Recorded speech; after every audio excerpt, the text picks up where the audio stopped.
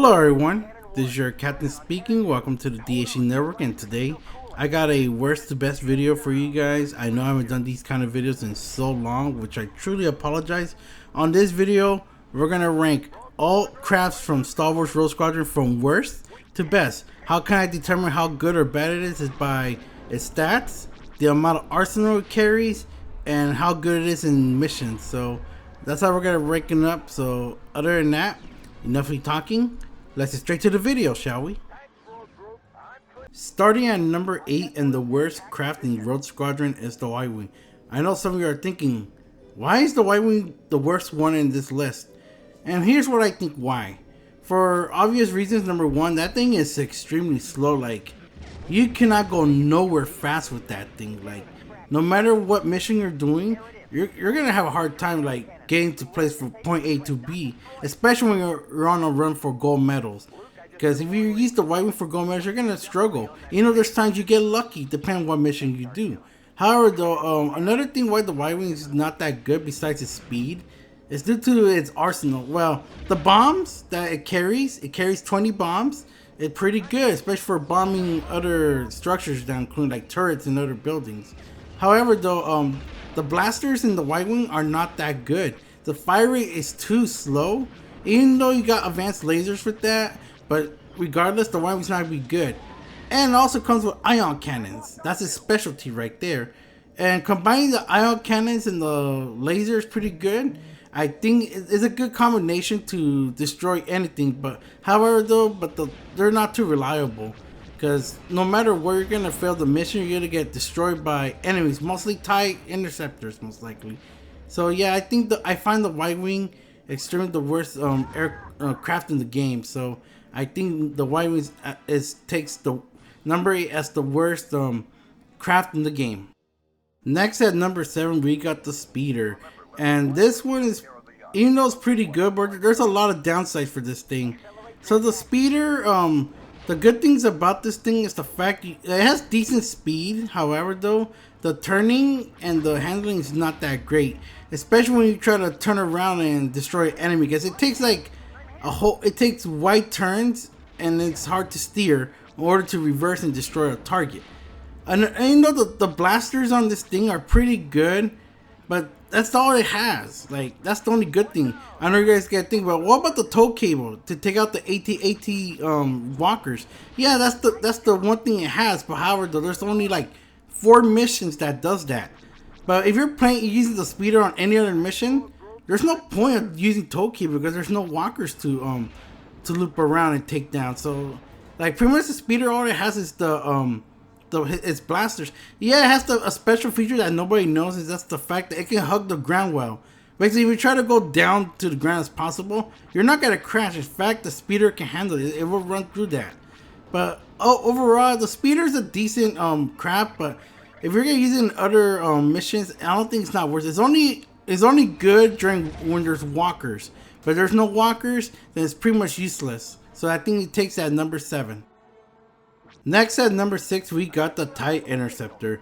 And this one, the unlockable, so you get to unlock this craft, you have to complete the 3 bonus missions with silvers. So is the TIE Fighter any good? It's decent, but there's a lot of cons more than pros. So the good thing about the TIE Interceptor is the fire rate on that thing is pretty insane. It's pretty good, but you know, it's kind of like the X-Wing but faster. And the speed and handling is pretty good, but there's more cons to this thing. 1, this thing has no secondaries. 2, doesn't have no special abilities. And 3, this thing is fragile as heck. Like, like during this video, I'm just flying the TIE Interceptor, and all of a sudden, you know, I'm at green, I get shot down and die. This thing, and I thought the A-Wing was fragile. This thing, oh man. You can die easily on this thing. This thing has no shields compared to the A-Wing's weak shields. That's something the A-Wing has, but the TIE Fighter has nothing. All it has is the blasters on its wings. That's it. And if you complete any mission with the TIE Interceptor, I think you'll be fine. But for those who know how to control, you're gonna have a bad time. But yeah, honestly, it's decent, but it's not really good. So I think the TIE Interceptor takes place at number 6. Next at number 5, we got the A-Wing. So just like the TIE Interceptor, the A-Wing is pretty much fragile, but the good thing about it, it does have shields. However, though, they're pretty much weak, so don't rely on the shields too much on the A-Wing.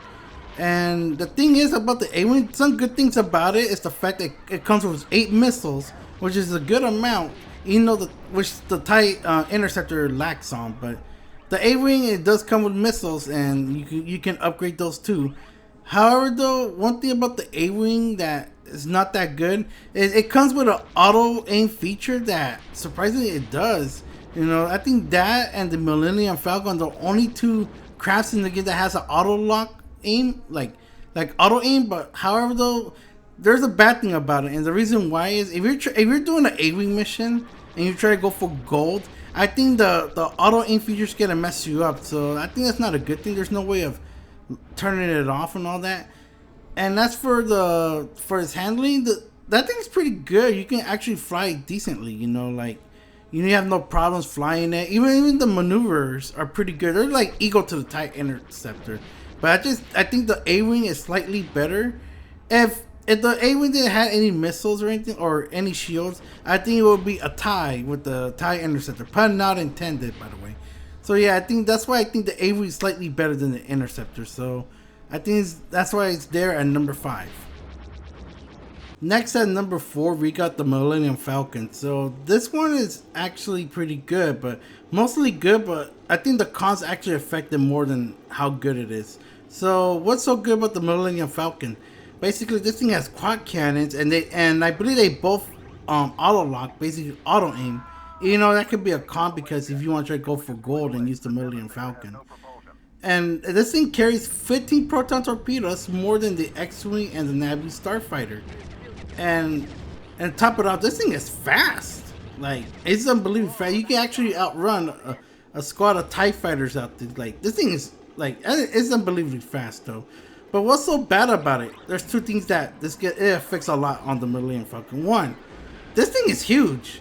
And you're gonna get shot down by turrets or TIE fighters. You're gonna get shot a lot, especially by missile turrets, especially because if you fly this thing on certain missions, you're gonna get shot a lot. And the second thing is, I think you're gonna crash a lot with this thing. Like, there's times I actually crash into the smallest little things, and it really messed me up on the missions. Like, for example, in the Battle of Mount Calamari, you guys see right here, or you guys saw earlier, I was aiming towards the shield generator, and I end up crashing. So any little thing that is in the way while you're flying with the Millennium Falcon, you're gonna have a hard time, especially when you're going through tight areas. So if you try to do missions like that, I would not recommend the Millennium Falcon. But it's good, but just those cons really affected me, and that's where it hits at number 4. Next at number 3, we got the X-Wing. So the X-Wing is the first craft that you fly when starting Rogue Squadron. So why is the X-Wing so good on and so high on this list? Well, for a couple of reasons. The X-Wing comes with 4 blaster cannons, while the majority of crafts carry 2, with the exception of the Millennium Falcon. But the thing is with the X-Wing, you know, it has multiple fire rates. And what else it comes? It comes with 6 proton torpedoes. And it comes with a special feature called the S-Foils, where you actually boost a little bit faster and go to your destination from point A for point B. And it comes with a good shield. So if you're getting shot down, then you got R2 giving you a good amount of shield to protect you to survive in the majority of the battles of the missions. So yeah, the X-Wing is pretty good, and unsurprisingly, like, even though I always thought the X-Wing was more average, but honestly, I think the X-Wing is actually decently good. And it's very reliable. Like, I even could get a gold medal with the X-Wing without using a V-Wing on certain missions. So I think the X-Wing is decently good. So I think that's why it's higher on this list at number 3. Next at number 2, we got the Naboo Starfighter. And this thing is one of the best crafts in the game. And to unlock this craft, for the Nintendo 64, you have to enter 2 cheat codes. And as for the PC, I think you have to download a special software. I forgot what it's called, but I think that's where you have to download in order to use this thing. So what's so good about the Naboo Starfighter? Well, let me tell you this, guys. This thing has the combination of all pros for each craft in the game. You know, from the speed to rapid fire blasters this thing carries 10 proton torpedoes, and the handling's pretty good too. And that mentioned it was fast as well. I think I did say that. And it has a good amount of shield. I think it has the same shield as the X-wing, but slightly better. So no, not the X-wing, but the Y-wing. There you go. I think that's better. So pretty much the Naboo Starfighter is a combination of all aircrafts in the game, and this thing's pretty good and fast. But I think the one thing that I can't even think of a con. I think it's probably if you ever run out of missiles, but I think the Naboo Starfighter will help you out if you're playing this on Nintendo 64. If you don't use the recommended aircraft in the certain mission, use the Naboo Starfighter if you want to get that gold medal easily. For the PC, I think you cannot use it unless you complete that certain mission first. So, but yeah, the Naboo Starfighter is actually really good and very reliable. And also, I think it's the nice looking craft of all the aircrafts in the game. So that's why the Naboo Starfighter is at number 2. And number 1, the best craft in Star Wars Rogue Squadron is none other than the V-Wing. And I think a majority of you guys knew this was coming. So why is the V-Wing the best craft in Star Wars Rogue Squadron? Oh, there's so much to tell you about this vehicle. First of all, this thing has blaster cannons with a rapid fire mode. And this rapid fire mode is super deadly. It's even better than that than the Naboo Starfighter, the X-Wing, and the TIE Interceptor. But the only con about I could think of about the blasters, they can overheat. But if you know how much are you firing, I think you should definitely be okay with this vehicle. And this thing comes with cluster seeker missiles, and what it does is you shoot like at least 7 rockets and they pick your targets for you. You don't have to lock on or anything. That's pretty much a great thing about the V-Wing. You can take out multiple enemies on your crosshairs. And this thing, and this specialty, it comes with boosters. Like, it has decent speed at regular, but if you want to go somewhere fast, just activate the boosters and make sure they're recharging, and you'll go your destination fast. So the V-Wing is honestly good. Even though this thing comes with no shields, you don't need shields for this thing. You'll be okay. You still dominate the mission, and you're having a hard time getting golds on hard missions. The V-Wing is the best craft to use on this game. So yeah, honestly, the V-Wing is pretty much the best craft in the game, and I don't think there's I think the Naboo Starfighter is a close second to behind it, but I think due to the V-Wings, I wouldn't say it's cluster missiles outrun the proton torpedoes. Maybe that's why the V-Wing is honestly the best. So yep, that's it. The V-Wing is the best craft at number 1 in Star Wars Rogue Squadron. So that'll be it for this video. What do you guys think? Do you guys agree with me with this list? If you disagree, let me know why in the comments down below. So other than that, ladies and gentlemen, hope you enjoyed this video. If you did, make sure you give a thumbs like and you hear my subscribe. This is Star Wars Rogue Squadron, ranking all crafts from worst to best. So as always, thank you for watching. I'll see you guys in the next video, and welcome to the DHC Network.